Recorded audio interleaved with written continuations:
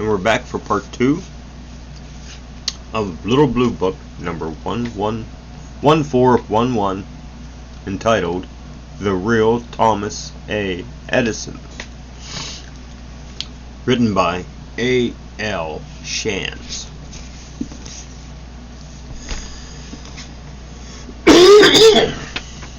Pardon me.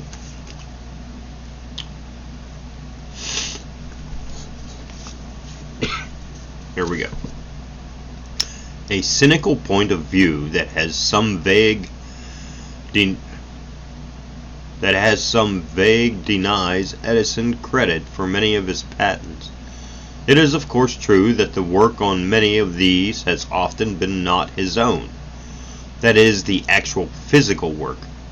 He has, however, been the directing mind. He has been the one to say that the experiment shall proceed along this line and not that.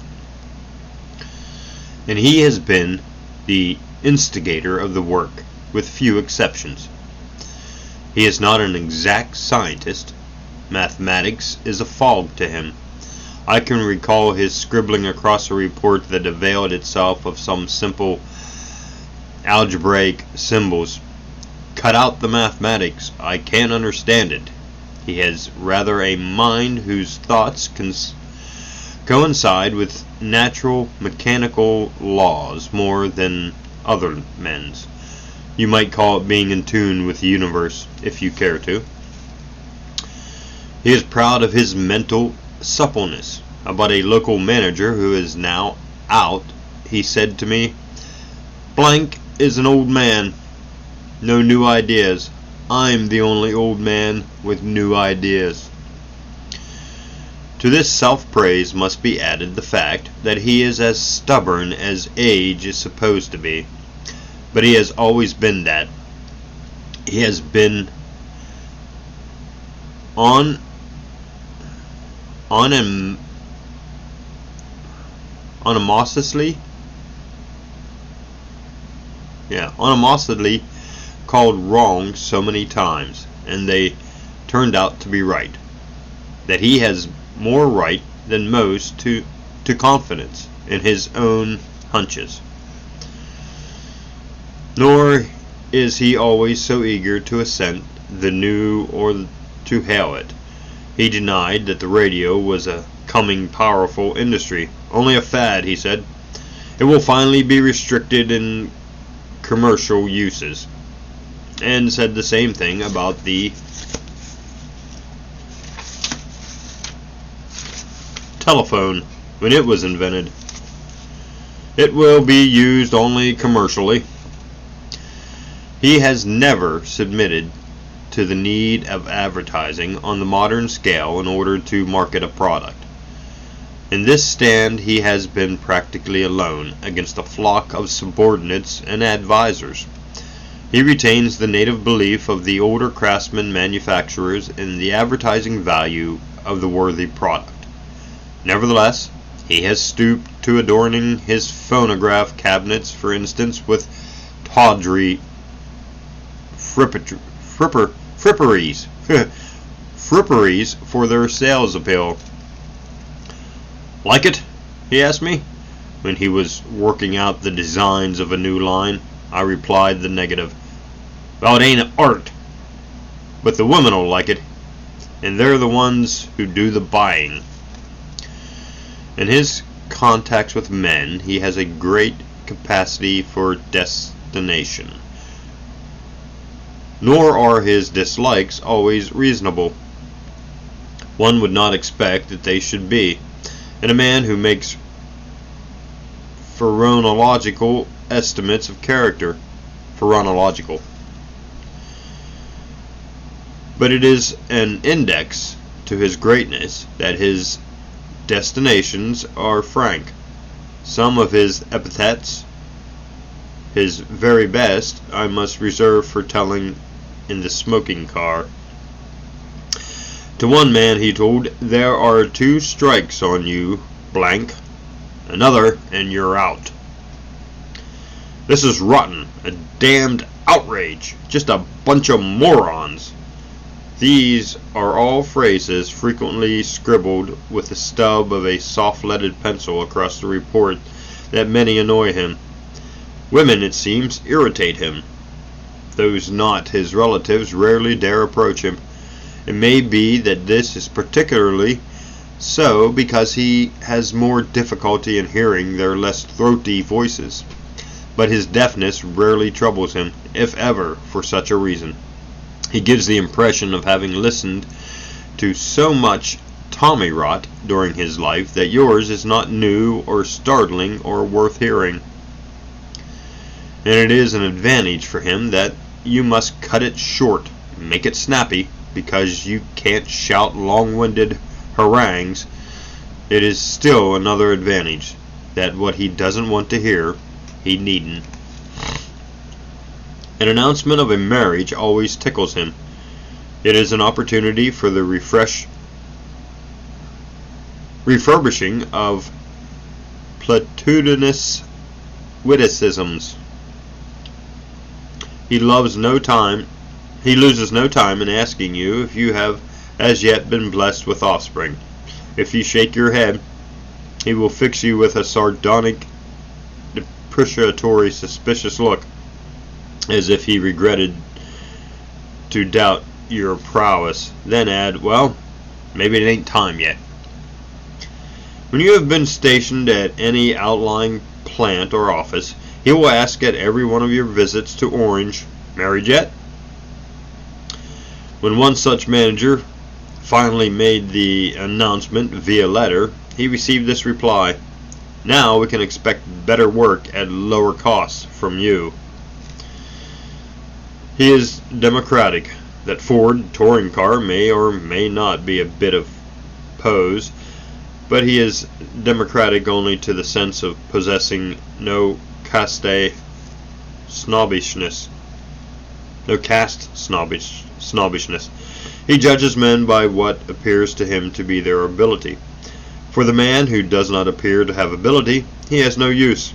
He has no love for all men.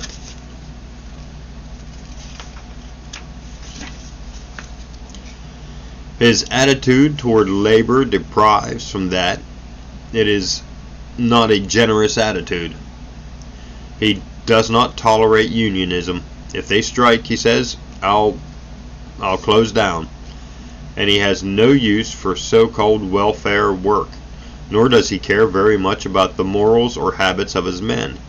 No cigarettes are allowed in his laboratory, but this is not a moralistic interdiction.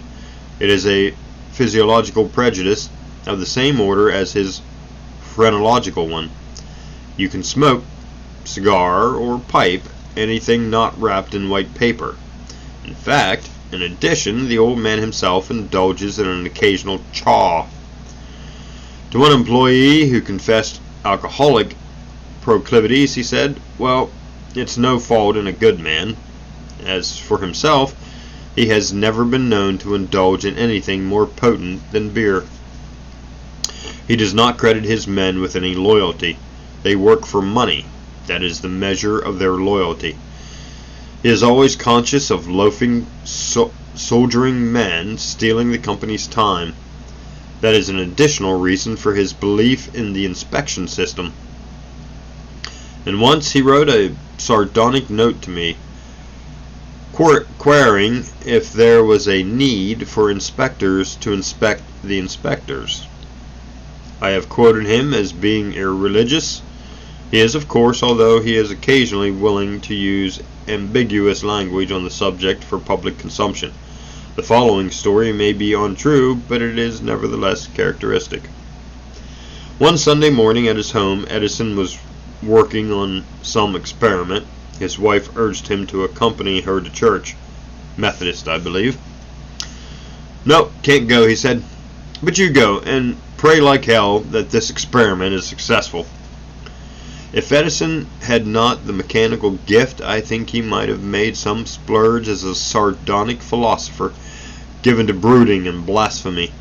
I remember the time when, with nothing special to do, I stood by an open window and looked out, wrapped in vague melancholy on the purple haze of the Watchung Hills in the distance. Suddenly the old man was beside me. very Dickinson and chubby. He looked as his childishly blue eyes blinked at me. "It's all right, boy," he said. "Nobody's very happy anyhow." And then he went on his way.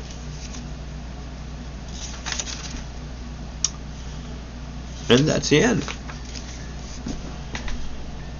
Now we will start The Amazing Ignatius Donnelly. A touch of Barnum about him, a flip of La Follette. Miriam Allen DeFord.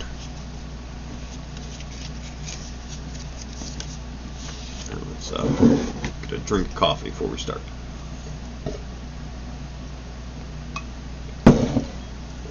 Alrighty.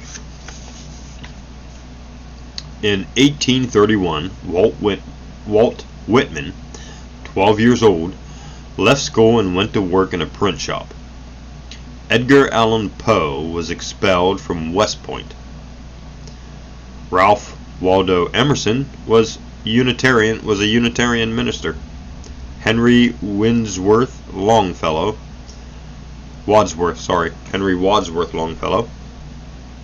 had just married his first wife. Asa Gray had secured in highly empirical fashion his M.D. degree. Agads was still in Switzerland. Andrew Jackson was President of the United States. And on November 3rd of that year, there was born to the wife of Dr. Philip Carroll Donnelly, a highly reputable physician of Philadelphia, a son whom the proud parents named for that great saint of their church, Ignatius Loyola, founder of the Jesuit order. The Donnellys were one of the old Catholic families, originally Irish, but long since American, domiciled in the Quaker City, and not improperly related to the famous Carrolls of Maryland. The only other distinguished member of the clan was Ignatius' little sister, Eleanor Cecilia, born 7 years later, who expanded her soul in religious verse, bearing such mellifluous titles as Out of Sweet Solitude, and whose genius burst forth in the full flower of the Jubilee hymn for the Golden Jubilee of Pope Leo XIII. Ignatius was the family freak. I'm not sure on the numbers, it's in Roman numerals, so I think it's a 10 and 3 1, so maybe 13. Or it may be 8. Who knows? Probably 8. Pardon me. He was also, in later years, the freak of the Congress of the United States. There was a restless, seeking intellect in the man, which dragged him from the smug respectability of his Philadelphia home to the Swedish wilderness of Minnesota, plunged him into the agrarian politics, drove him from Mother Church to a mild deism tinctured with Christian socialism, and not content with these deviations from his appointed norm, urged him headlong into speculations on paleontology, the future of labor, acrymantology, and the Shakespeare problem. Rash and unexpected and vociferous, he fell short of real eminence by the varied diversity of his interests, and exposed himself to the gibes of the orthodox in all fields. But his was one of few vertical intelligences which have graced the pages of the congressional record of these states. Meanwhile, having achieved graduation in 1849 from the old Central High School, still the principal high school for boys in Philadelphia, he was reading law in the office of Benjamin Harrison Brewster, who later became Attorney General of the United States. He was admitted to the Pennsylvania bar in 1852. He was only 21, but that was not so remarkably early in age in those days of informal legal discipleship, as it would be today. His political interests were precocious. 3 years later, he was nominated for the legislature by the Democrats, but declined the honor, and in the spring of 1856, he and his bride of less than a year listened to Horace Greeley's advice and went west.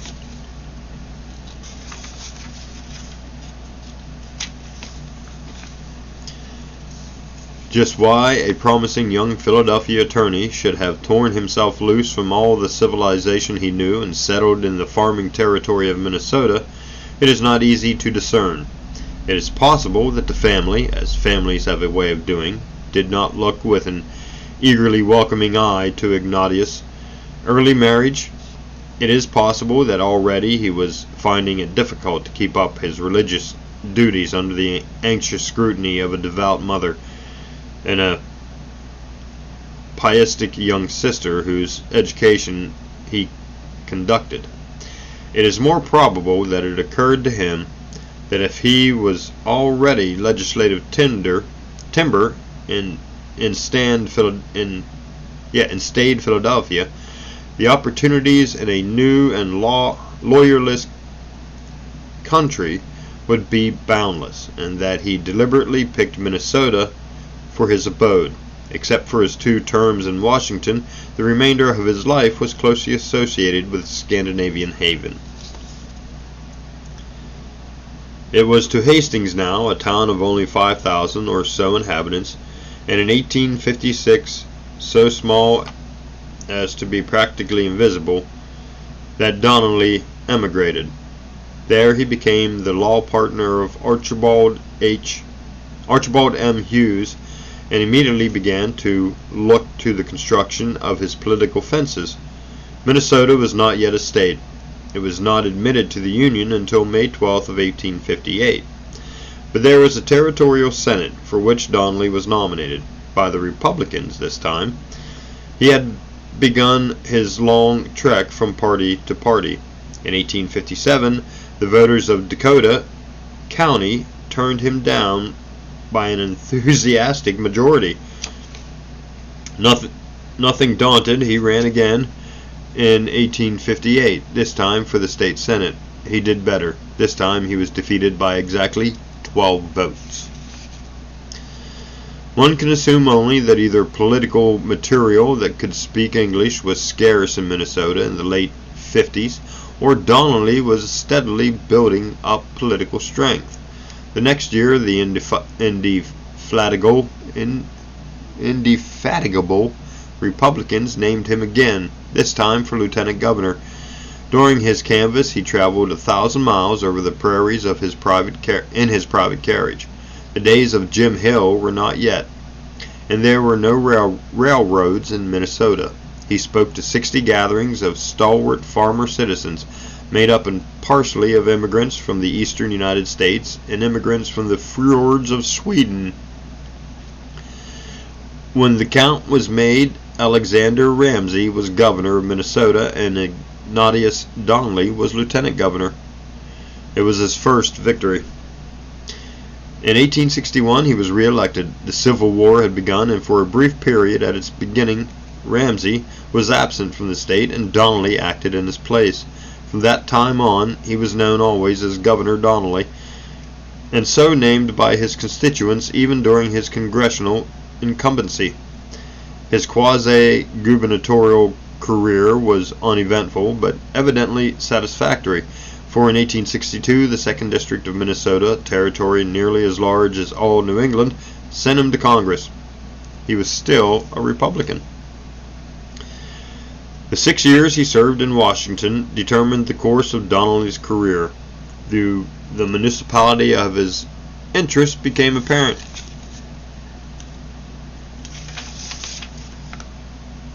He battled mightily for the Garfield Bill and to establish a National Bureau of Education. He fought for the appropriation to feed the starving ex-Confederates, and from the vantage point of proved abolitionism, opposed in vain the worst brutalities of Reconstruction. Above all, he was the father of forestation of the prairies, and the foe of the land grant system. Already the young congressman was establishing himself as the farmer's friend. He must have done more while he was within easy reach of the Congressional Library. His literary career was still 20 years in the future, but in most congressional style, he must have spent many hours of study and research while he had the opportunity. For a large library of his own he never had, and when he wrote The Great Cryptogram, he possessed not even a Shakespeare concordance, and yet extravagant and unbalanced as his books are, every one of them shows the results of immense and intense research. In a more propitious period, Ignatius Donnelly might have become one of the most renowned of American scholars. As it was, he remained a literary freak and an agricultural mouthpiece. He was re-elected in 1864 and 1866, but his days in Washington were numbered. He became involved in a bitter controversy with Ellen Washburn, a brother representative from Illinois, and while he was in New England canvassing New Hampshire and Connecticut for the Republican Party, Elou's brother William, back home, performed the wily political trick of injecting a third candidate into the field, and Donnelly went down with a thud. It was 5 years before he re-entered the governmental fold, but no longer as a Republican. He and the farmers were through with the grand old party. Those 5 years Donnelly spent in semi-retirement, but when he emerged, it was a member of the anti-monopoly party, which was all that its name implies. Therefore, thereafter, it is rather difficult to follow the gyrations of his party affiliations. He became president of the Minnesota Farmers Alliance.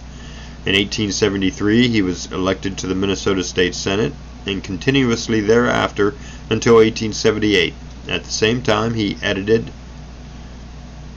the anti-monopolist organ of the new party, but the anti-monopolist merged with the Greenback Party, which wanted banknotes abolished and all federal debts paid in government notes, and that in turn became the Greenback Labor Party, and somehow from the melee across the People's Party, which was officially known as the Populist.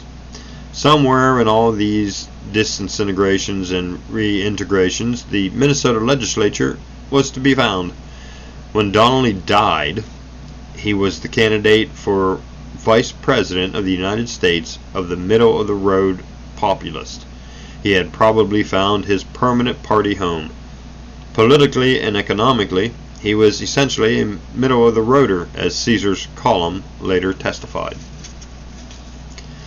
The anti-monopolist having expired with its factions, the representatives took its place. Donnelly edited that from Minneapolis, which was now more or less regularly his home, though he owned several farms on one of which he resided occasionally. And I think we'll stop there for part 2.